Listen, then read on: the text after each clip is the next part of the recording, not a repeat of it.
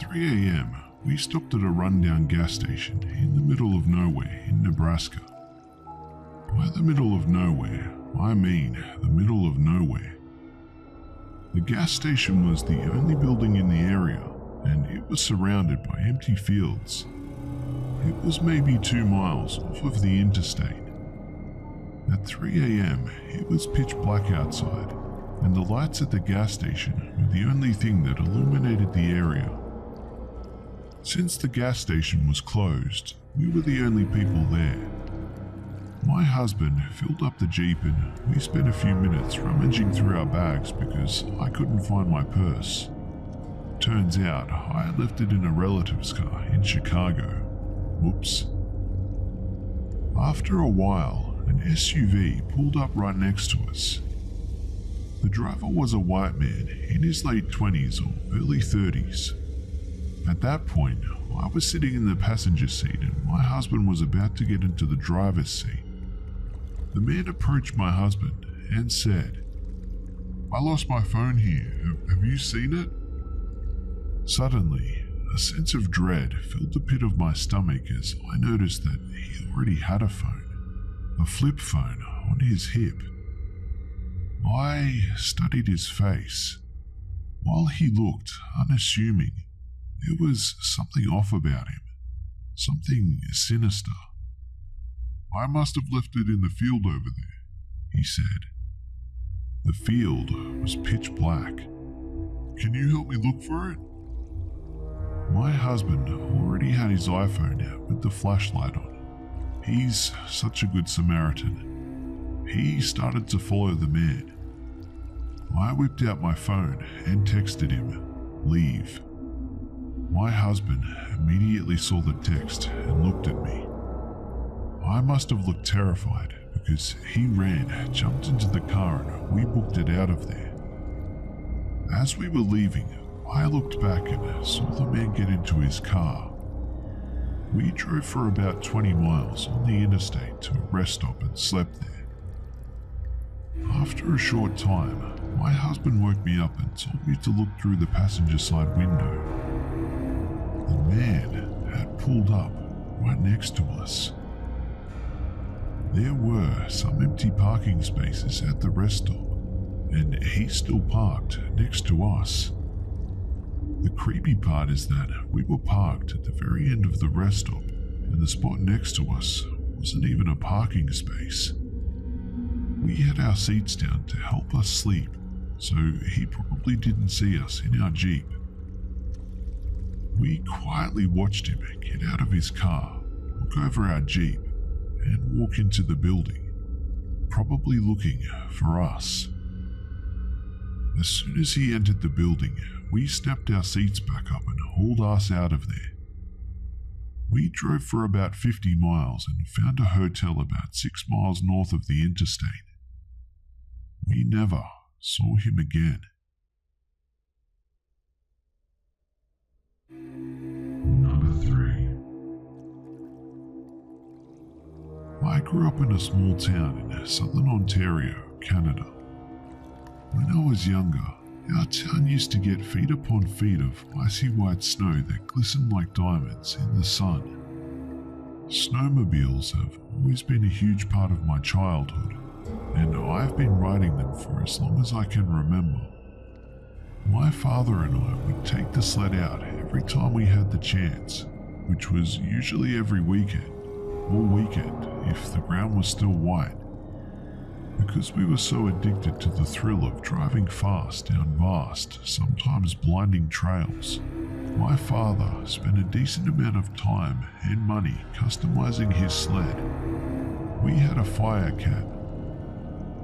As I was very young at this time, I really don't have any other information on the snowmobile, but I remember driving it before this incident and overheating it because I drove it too slow.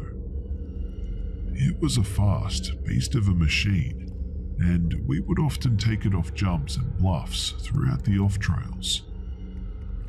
At this time, I was too big to sit between my father's arms with my hands on the steering wheel, so I would ride passenger on the seat behind my father holding on to him to prevent from flying off. I remember it was St. Patrick's Day, and there was a freak snowstorm the night before. We rarely had snow this late into the year, and so, being the fanatics we were, my dad took the day off work, allowed me to take the day off school, and we took the Firecat out for her last journey of the year. We left while the sun was still low, hoping to make the most of the entire day. We initially took our familiar trails, enjoying the warm air and sun in our suits. Eventually, my father decided to take a trail he had not seen before. It was mostly hidden by small birchlings and went down a somewhat winding path through a thickening forest. We loved anything that gave us an overload of nature's beauty, so he absent-mindedly took the unknown trail. At this point, the sun was high in the clear blue sky. We had already stopped for gasoline twice, stopping for coffee and donuts as well. The snow began to melt, and the trail was more of a deep, boggy brown than it was white. Other snowmobilers had the same idea as we did: get on the trail for the last time of the season. Technically, the season had already ended that year. This was a bonus day to ride. As we continued down the path, we realized that the sled was trudging through the mud. Patches of the trail contained pools of dark, icy water. We continued on, being the stubborn fools that we were, veiled by curiosity. The puddles began to expand though. Each one was larger than the one before, and at one point, the water had splashed up over the side of the machine and wet my boots. The trees around us got denser until we could no longer see anything beyond the shadows of its branches. After about half an hour of slowly navigating through the maze of mud and twigs, we came upon a group of snowmobilers, covered from head to toe in mud, resting at the entrance of a huge body of water. The puddle took up the entire trail and stretched into the distance by a good 200 yards. My father and I stopped and greeted the four gentlemen on the idle snowmobiles. He exchanged pleasantries about the snow and the weather and asked the man in the green suit, "Is it safe to cross?" The green man paused for a moment. None of them had removed their helmets. He cracked his visor just enough for us to see his chin and bottom lip. He smiled. "Oh yeah, man, you've got a Firecat. You could make that for sure." My dad laughed and nodded. We inched our way to the water. Usually, for shallow puddles, we drove slow as not to splash slushy water up onto our boots, or shoot it at any unfortunate people that happened to be behind us. As we crept through the water, the levels began to rise higher and higher.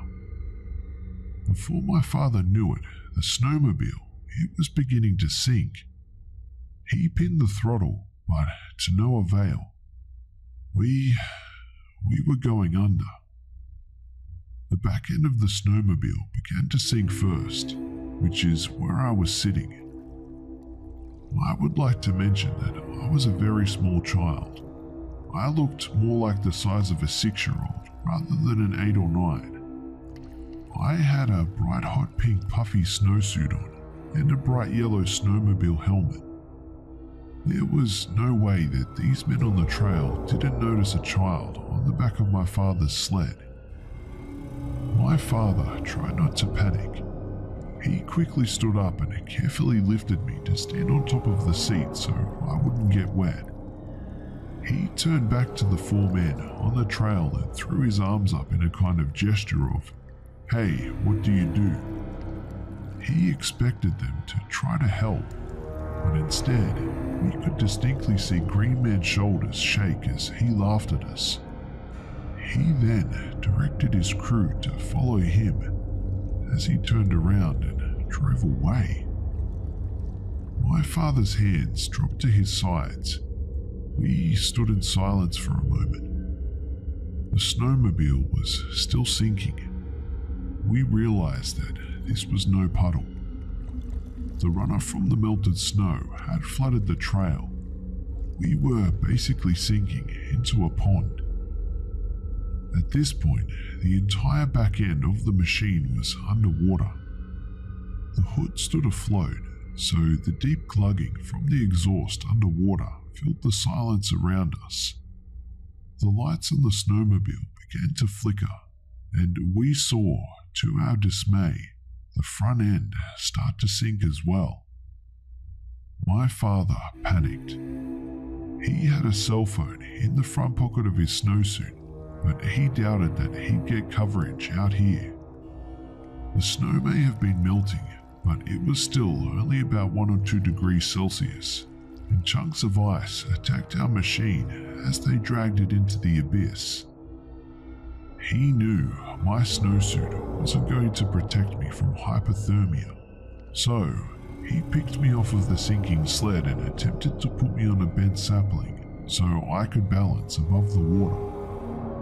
While moving, my father lost his footing and we both fell into the painfully cold water.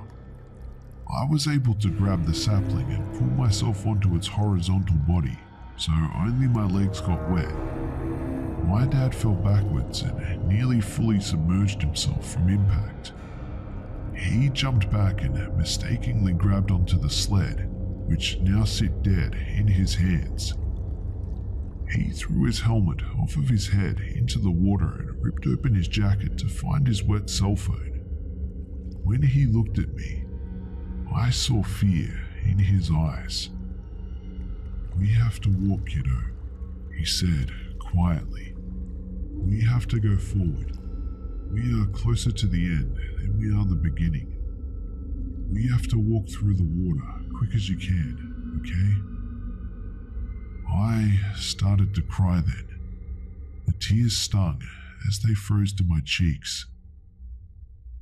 My helmet didn't have a visor, so other than a wet cloth mask, my face was exposed to the elements. I nodded and took his hand. He walked through the icy cold water and bent saplings along the way so I could walk on them. The water stretched vastly on either side of us. We walked for a couple of yards when the pond opened up. The water was shallow here, but it was muddy, sticky, and there was nothing to walk on. My father lifted me up on his shoulders and began walking with me, but he continued to trip and slip as his feet sloped in the thick mud under the water. At one point, my father's foot caught on a fallen tree hidden in the darkness below. He fell forward, basically throwing me like a football. He landed face first into the water and struggled to maintain his composure. My butt hit the water first, and I was able to get to my feet relatively quickly.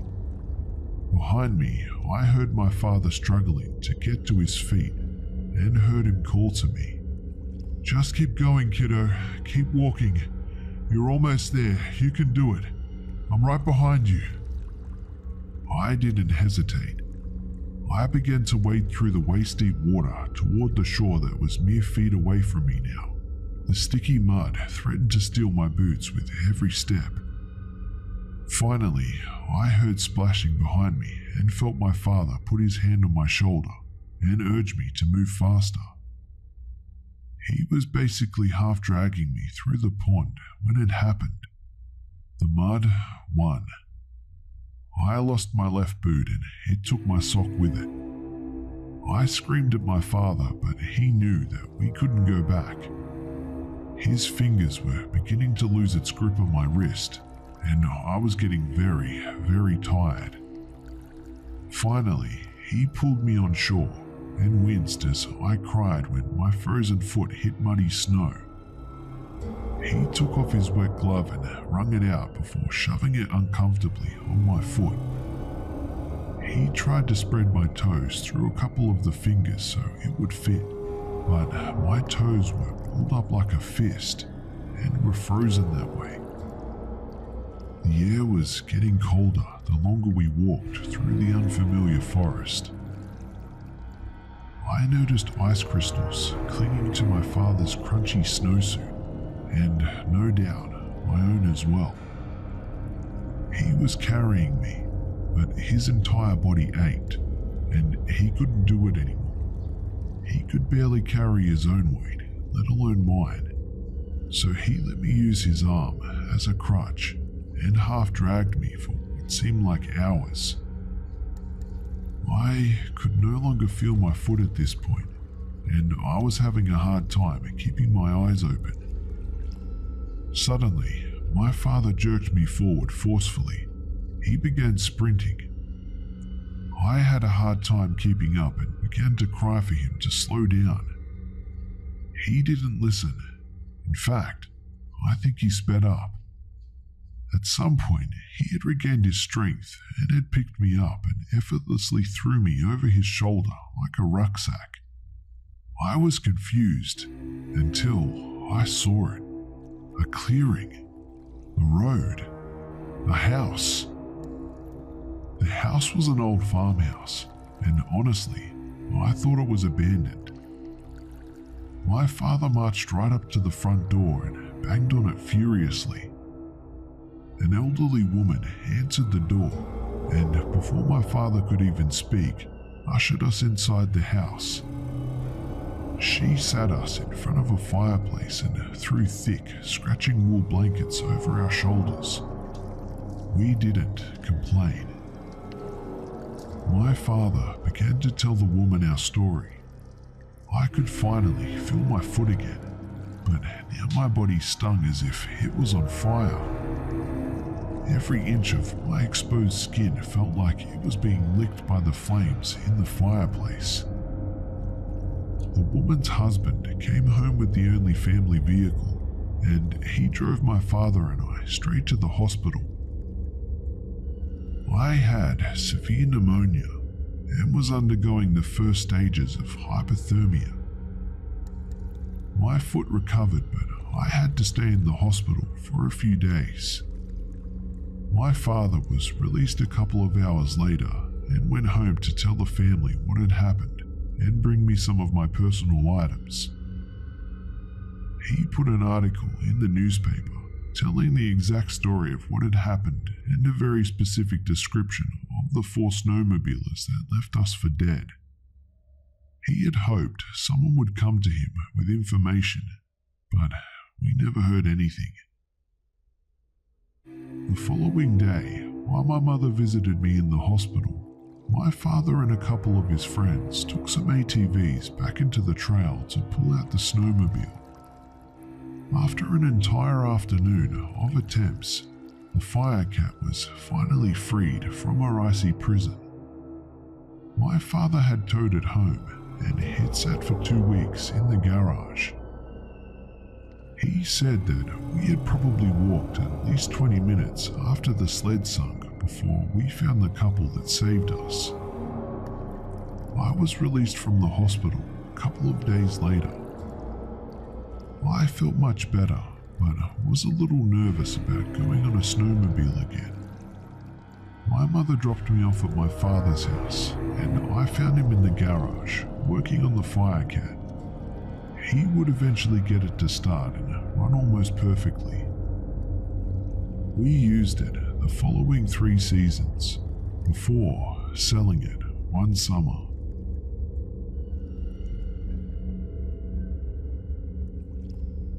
Number 2. This didn't happen to me. However, I did witness the incident, and it creeps me out to this day. Back in junior high school, there was this popular kid named Ryan that used to bully me, and tons of other people in our school. Ryan was the type of kid that thought that he was the best in the world because he was the captain of the football team. The kid that bullied nerds and cheated on his girlfriends. You know the type. Ryan's father ran an automotive parts store. His specialty was paint jobs and window tinting.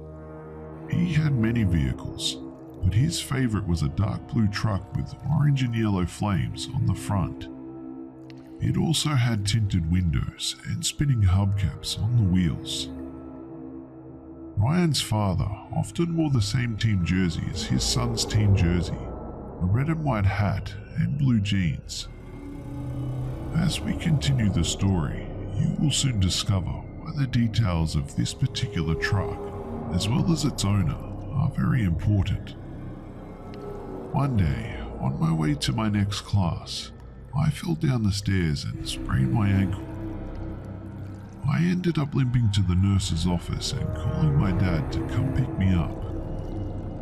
After that, I sat in the waiting area looking out for my dad's car. About 5 minutes after I left the nurse's office, Ryan walked into the waiting area and sat down. Bored out of his mind, Ryan decided to talk to me while we were waiting for our dads to pick us up. I guess he felt safe talking to a nerd since his friends weren't around. So, I begrudgingly decided to be polite with him and made small talk. About 5 or so minutes later, Ryan looked out the glass doors and saw his father pulling into the entrance of the school. Ryan said, "See you later, man," picked up his backpack and headed towards the glass doors. He was about to push the door open when he suddenly stopped and paused.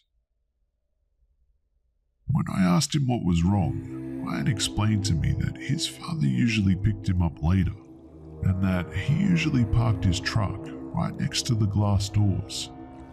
Instead, Ryan's dad was 20 minutes early. The truck was next to the flagpoles, which were much further away, and the hubcaps appeared to be different and didn't even spin.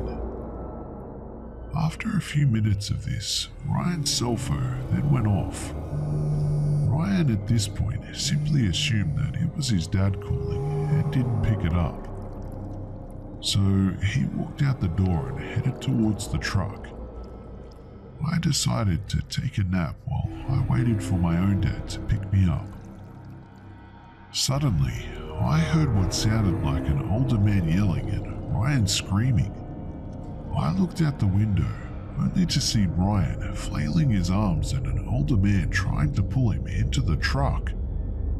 Because of my ankle, I couldn't run to Ryan's aid, so I shouted to the nurse as well as to the other staff members to get help. One of the nurses immediately called the police. A couple of secretaries ran towards the truck to help Ryan. Upon seeing the secretaries running towards him, the creep shoved Ryan away and climbed further into his truck. The guy then sped off and disappeared into the intersection that led into a nearby highway. Ryan at this point was crying in pain, mainly because the guy had pepper sprayed him. The secretaries helped poor Ryan to his feet and guided him to the nurse's office. About a few minutes later, the police, along with Ryan's real father, arrived. The police, as well as an ambulance, tended to Ryan while a couple of police officers interviewed me and the other witnesses. Because I was the only student that witnessed this, the police, as well as Ryan's dad, asked me to stay in touch and hang out with Ryan, just so that he could have a shoulder to lean on and recover emotionally. So, I swallowed my pride and gave Ryan my phone number. From that day forward, Ryan was a completely different person. The same person who used to body slam me into lockers was now in constant fear and used my body as a shield instead of a punching bag. There wasn't a day at school where Ryan wasn't around me. He was especially clingy and paranoid when it came to having his dad pick him up. I would have to hold his hand and stay there with him until his dad came around.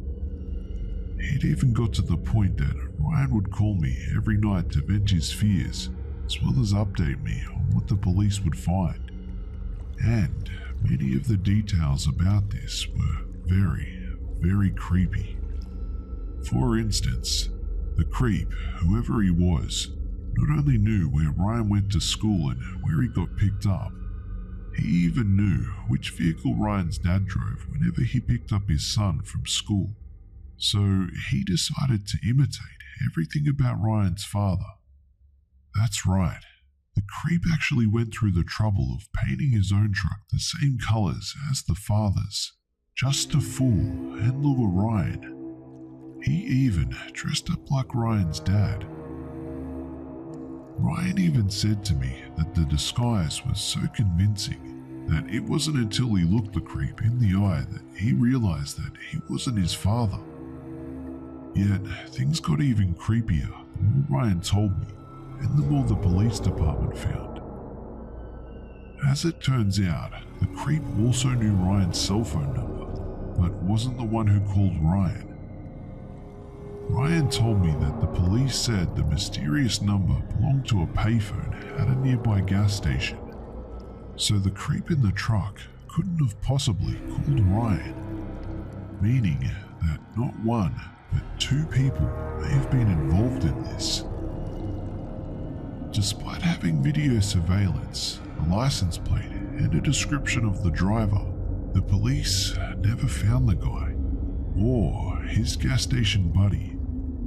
And even then, the creep continued to terrorize Ryan and his dad. About 3 months after the truck incident, Ryan called me in the middle of the night, this time in hysterics. Someone had thrown several Molotov cocktails at Ryan's house. A couple of them even hit and shattered a window and set a part of his house on fire. About a month after the Molotov cocktails were thrown, someone, most likely the same creep, set fire to Ryan's father's business. Ryan and his father moved out of the area not long after. The creep also disappeared, leaving everyone else to wonder just who that creep was. Was the creep a disgruntled parent or relative of a student that Ryan bullied? Was he the enraged parent or relative of one of Ryan's many ex-girlfriends? Was he a dissatisfied customer of Ryan's father? Or was he just some random creep that liked to terrorize teenage boys? The possibilities as to who this guy was and why he, as well as his accomplice, would target Ryan were endless. With Ryan now gone, I quickly found myself getting very frightened over the possibility of the same creep coming after me.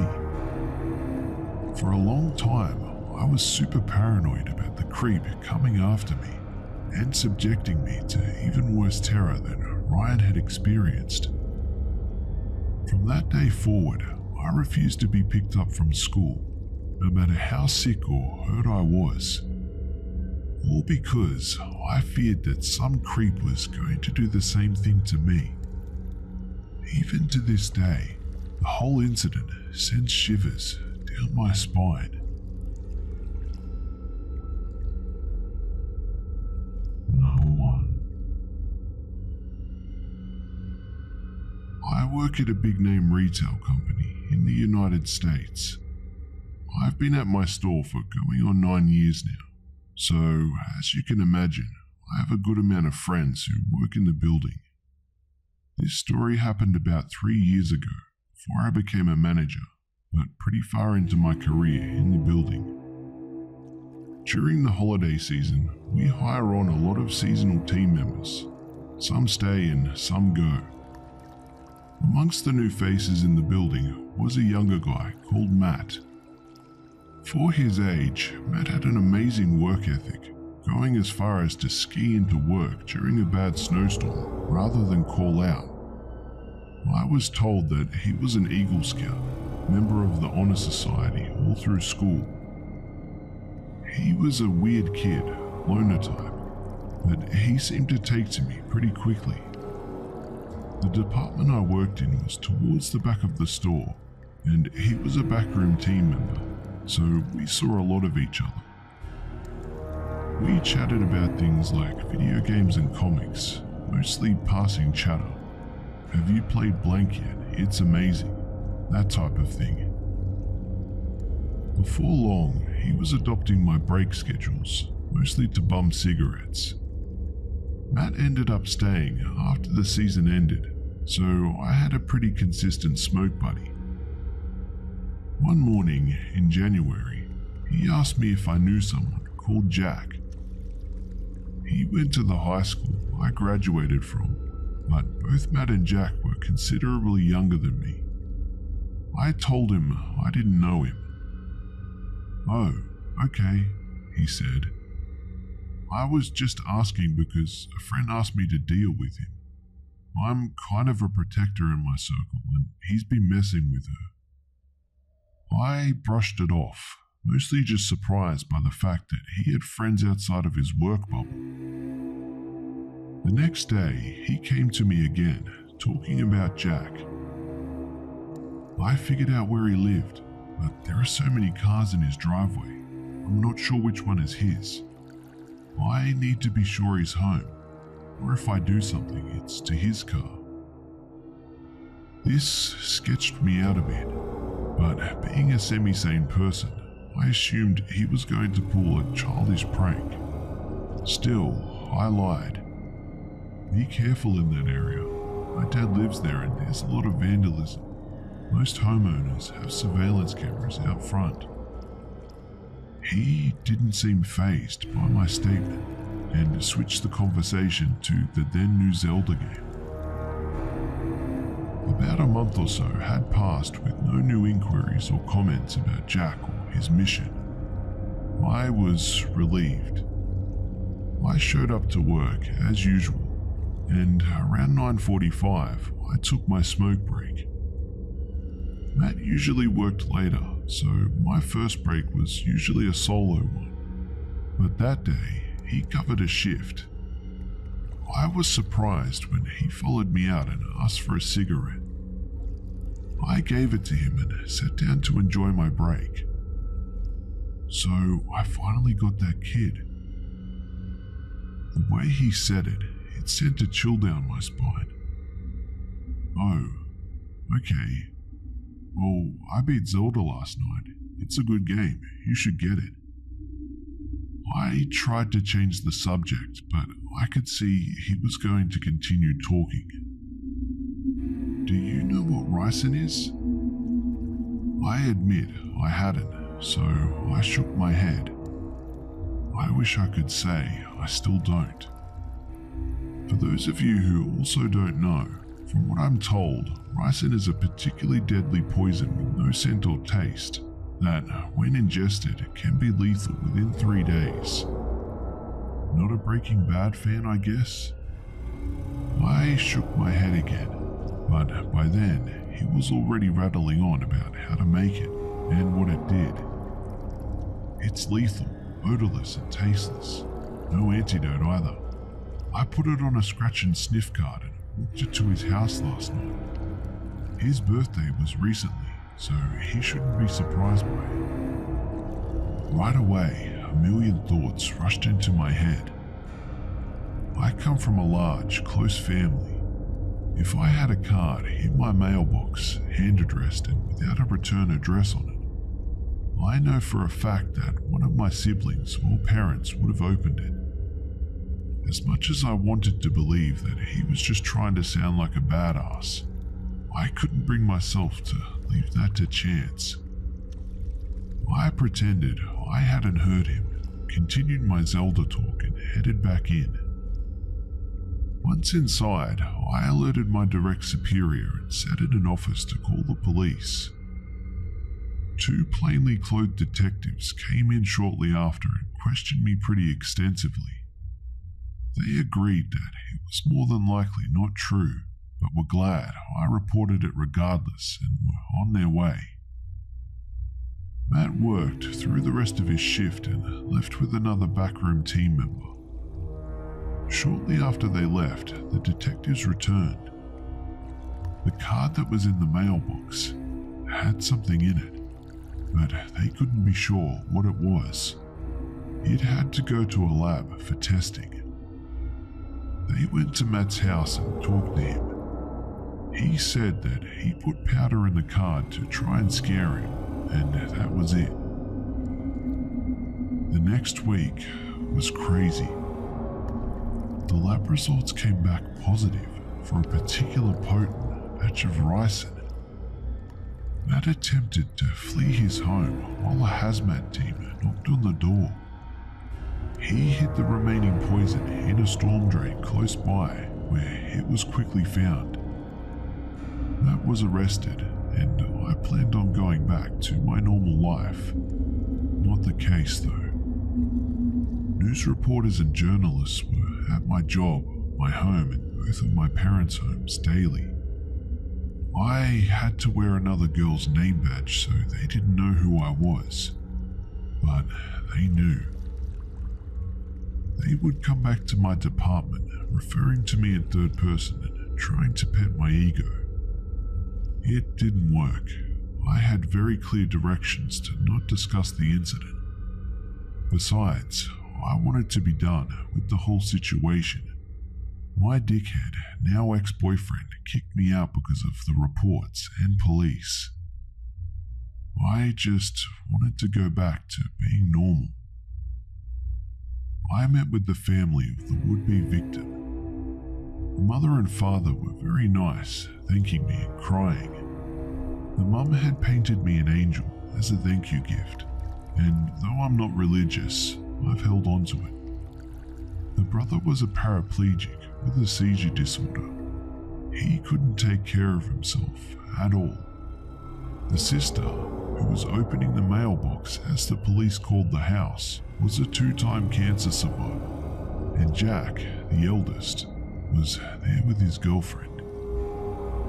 It turns out the reason Matt tried to kill Jack was because he was dating an ex of his. That's absolutely insane to me, but clearly this kid was not the most sane. I met with them a few times for trial prep, all scheduled works in advance, all fairly redundant. Until one day, I got a call very late from a woman I'd never talked to before. She was with a victims protection agency, and she needed to meet with me at the courthouse the following morning. In the room was myself, the family, the original DA and detectives, as well as a new DA and a new set of detectives. They passed around a photocopy of a letter handwritten from Matt to another inmate who was due to be released soon. I can't remember exactly what was written, but there were very graphic, disturbing plans for each of us. He offered up a trust fund that may or may not exist, leaning towards not since he was using a public defender to beat an attempted murder charge. If the other inmate did things like kidnap our families and burn them on our lawns while we watched from inside the house, remove our tongues and eyelids and force us to drink bleach. There was a distinct plan for each of us, but like I said, I don't remember most of it. He's since been sentenced and sent upstate. His trial seemed to go on forever, finally ending a few months ago. I don't think he's been charged for the second case, the threatening letter to the other inmate, just yet. But I'm not supposed to go to those trials, so I may never know.